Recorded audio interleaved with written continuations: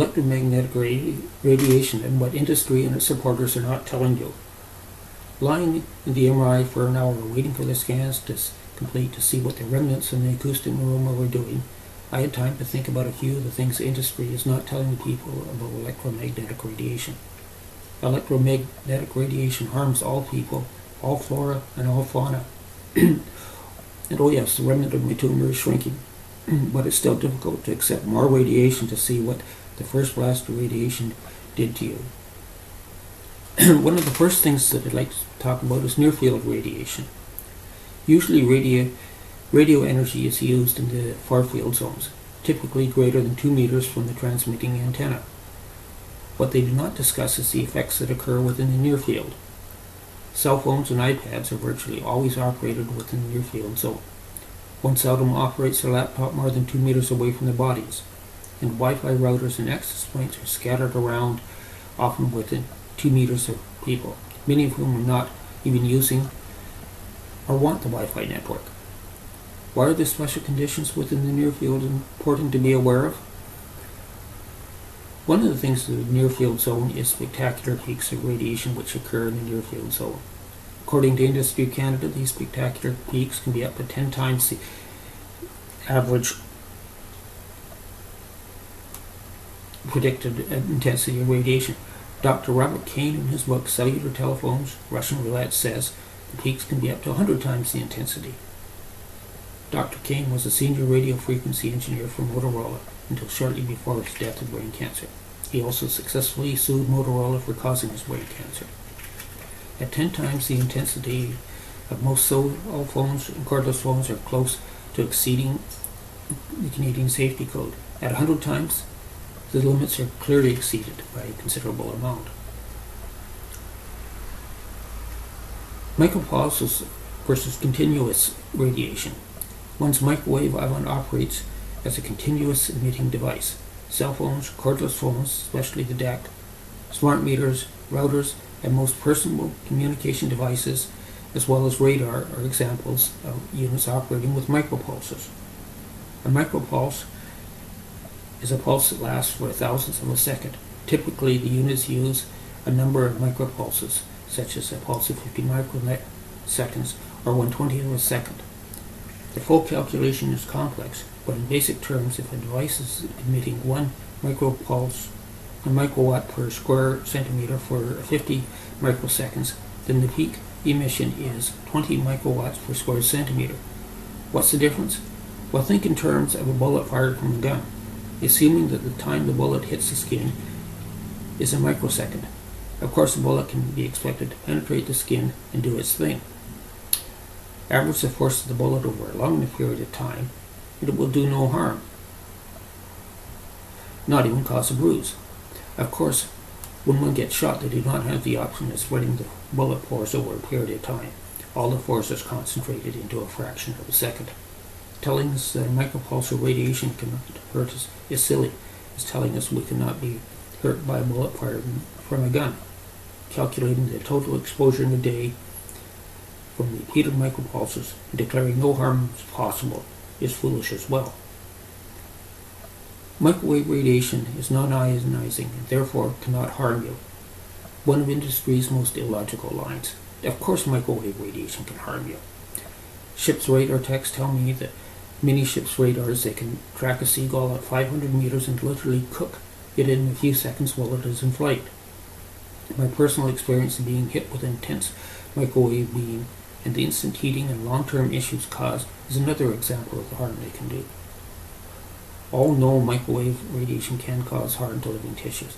The only discussion is how little radiation will cause harm.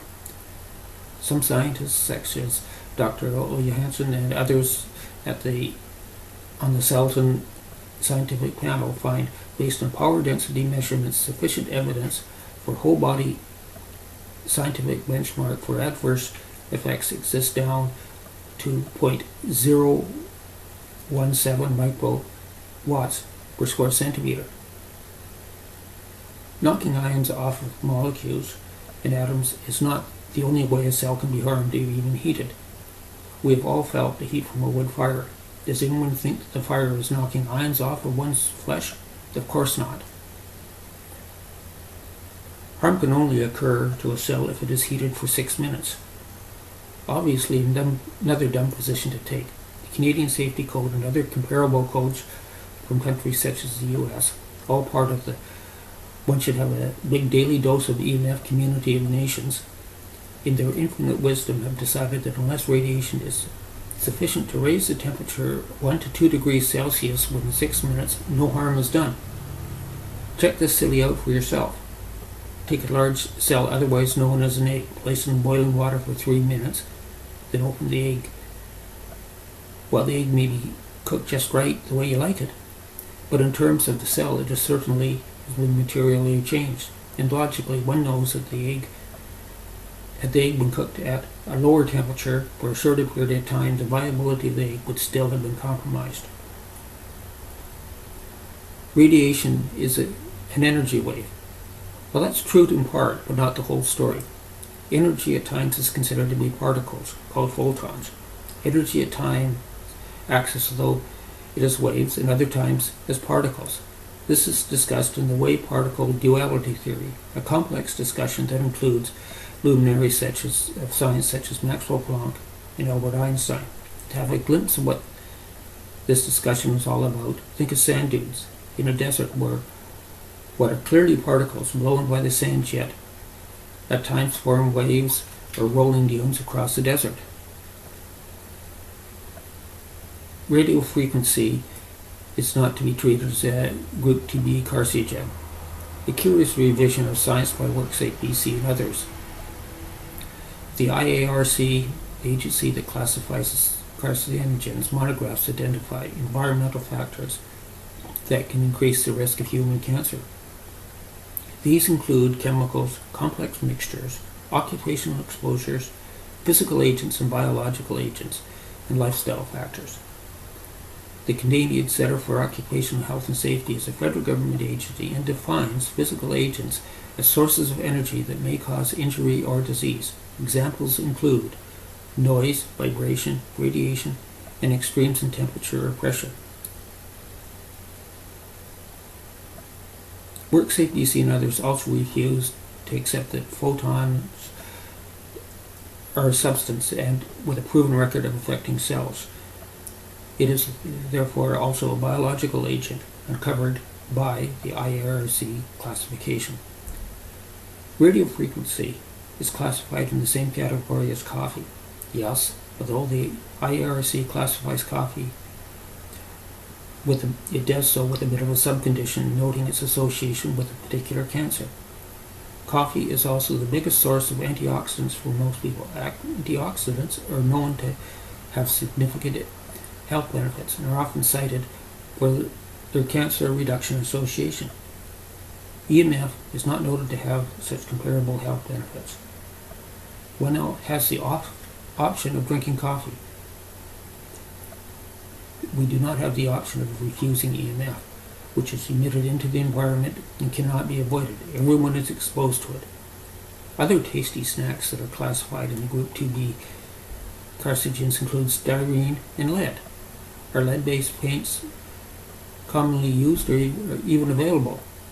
Despite much howling from the automobile and petroleum industry, lead was removed from gasoline because of its known health concerns.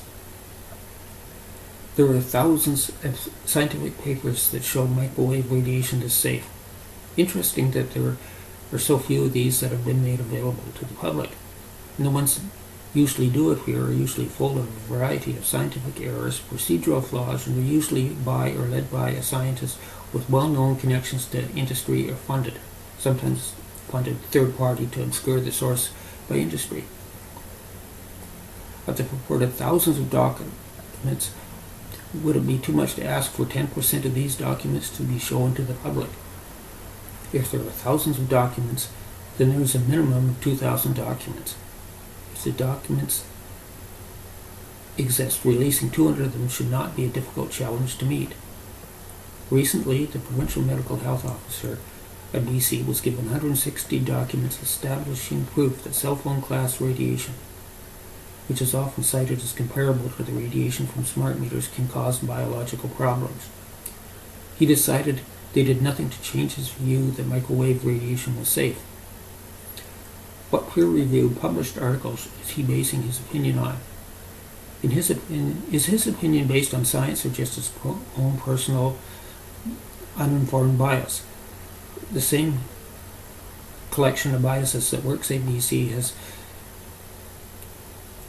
when they are presented with a claim for injury caused by microwave radiation. BC Hydro seems to be taking a similar position regarding their smart meters. Are their positions based on science or just their own bias and to promote their own agenda? The Ministry of Energy in BC, Rich Coleman, well, one should not challenge him to think, especially in terms of proven science and logic. Ideological biases appear to be the driving force for his logic and reasoning.